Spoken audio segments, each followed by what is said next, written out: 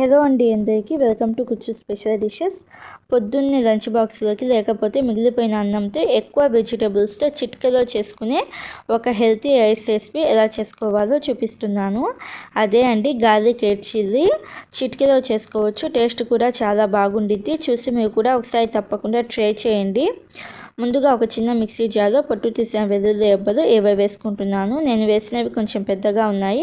మీ దగ్గర చిన్న సైజు వెల్లుల్లి రెబ్బలు ఉంటే 30 దాకా వేసుకోండి. ఇప్పుడు దానిలోనే 10 నుంచి 20 దాకా ఎండుమిరపకాయలు సగానికి తుంచుకొని వేసుకోవాలి. మీరు తినే కారాన్ని బట్టి ఎండుమిరపకాయలు వేసుకోండి. ఇప్పుడు దానిలోనే కొత్తిమీర కాడలు వేసుకొని బాగా మిక్సీ పట్టుకోండి. ఇలాగ బాగా మిక్సీ పట్టుకొని పక్కన పెట్టేసేయండి. ఇప్పుడు స్టవ్ ఆన్ చేసుకొని కడాయి పెట్టుకొని ఒక 2 టీ స్పూన్ల నెయ్యి వేసుకోండి. నెయ్యి ఇక్కడ ఆప్షనల్. అలాగే ఒక 2 టీ స్పూన్ల నూనె వేసుకొని 6 వెల్లుల్లి రెబ్బలు పైన పొట్టు తీసి సన్నగా కట్ చేసుకుని వేసుకోండి. ఈ వెల్లుల్లిని 1 నిమిషం పాటు మంట మీడియం ఫ్లేమ్లో పెట్టేసి వేయించుకోండి. 1 నిమిషం తర్వాత ఒక మీడియం సైజ్ ఉల్లిపాయలను సన్నగా కట్ చేసుకుని వేసుకోండి. దానిలోనే మనం బాగా మిక్సీ పట్టుకున్న వెల్లుల్లి పేస్ట్ కూడా వేసేసి మంట మీడియం ఫ్లేమ్లో పెట్టేసి ఒక 4-5 నిమిషాల పాటు కలుపుతూ వేయించుకోండి. ఇలాగా ఒక 4-5 నిమిషాల పాటు ఫ్రై చేసుకున్న తర్వాత 2 మీడియం సైజు టమోటాలను సన్నగా కట్ చేసుకొని వేసుకోండి. టమోటాలు వేసేసి ఒకసారి బాగా కలుపుకొని మంట మీడియం ఫ్లేమ్లో పెట్టేసి టమోటాలు సాఫ్ట్గా మెత్తగా అయ్యేదాకా ఉడికించుకోవాలి.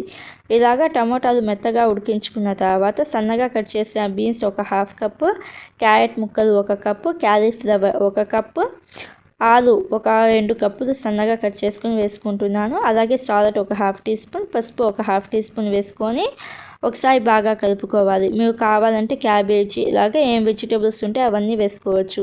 ఒకసారి బాగా కలుపుకొని ఇక్కడ నేను పచ్చి బఠానీ కూడా 1 కప్పు వేసి ఒకసారి బాగా కలుపుకొని పైన మూత పెట్టేసి మంట మీడియం ఫ్లేమ్లో పెట్టేసి ఒక 10 నుంచి 15 నిమిషాల దాకా ఉడికించుకోవాలి. మధ్యలో కలుపుకుంటూ ఉండండి, లేకపోతే అడుగంటేసిద్ది. 10-15 నిమిషాలు ఉడికించుకోవాలి అనే కంటే కూడా మనం వెజిటేబుల్స్ వేసాం కదా, ఇవి మొత్తం బాగా ఉడికేదాకా ఉడికించుకోవాలి.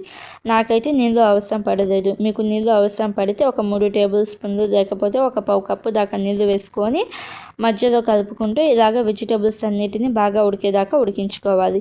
వెజిటేబుల్స్ అన్నీ ఉడికిన తర్వాత స్వీట్ కార్న్ ఒక 1/2 కప్పు దాకా వేసుకుంటున్నాను. ఇక్కడ నేను ఆల్రెడీ ఉడికించిన స్వీట్ కార్న్ వేసాను. మీ దగ్గర పచ్చి స్వీట్ కార్న్ ఉంటే మనం స్టార్టింగ్లో వెజిటేబుల్స్ వేసాం కదా, అప్పుడే వేసుకోండి. ఇలాగే స్వీట్ కార్న్ వేసిన తర్వాత ఒకసారి బాగా కలుపుకొని మిగిలిపోయిన అన్నం లేకపోతే వేడి అన్నం ఒకసారి బాగా కలుపుకొని వేసుకోండి. అన్నం మొత్తం ఒకేసారి వేయకుండా ఫస్ట్ ఒక 1/2 వేసుకొని ఒకసారి బాగా కలుపుకొని తర్వాత మిగిలిన 1/2 వేసుకొని రెడ్ చిల్లీ సాస్ ఒక 2 టేబుల్ స్పూన్లు వేసుకొని సాల్ట్ కొంచెం వేసుకోండి. సాల్ట్ ఇందాక కూడా వేసాం కదా, చూసుకొని వేసుకోండి. ఇలాగ సాల్ట్ వేసిన తర్వాత ఒకసారి బాగా కలుపుకొని పైన మూత పెట్టేసి లో ఫ్లేమ్లో ఒక 2-3 నిమిషాల పాటు ఉడికించుకోండి.